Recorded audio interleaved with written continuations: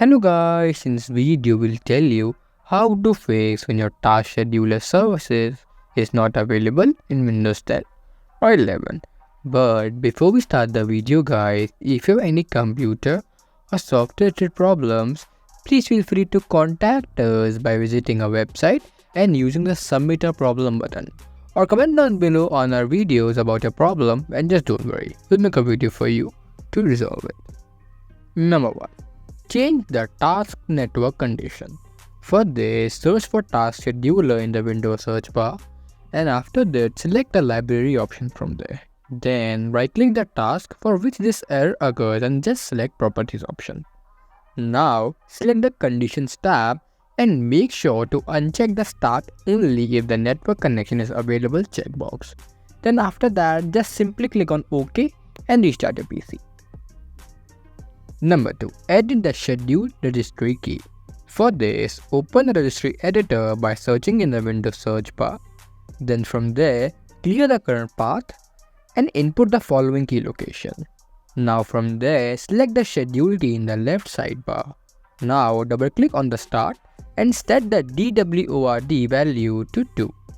Now again just simply click OK and restart the PC. Number 3. Edit the TimeBrokerSvc registry key. For this, again open the registry editor by searching in the Windows search bar. Now from there, go to this TimeBrokerSvc registry key. Now from there, double click on the start and set the DWORD value to 3. Now just simply click on OK and restart your PC. Number 4. Rename the tree registry key.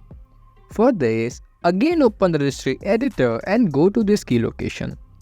Now again right click on the specified option, that is tree, and select rename option. Now input Tree.old to rename the key.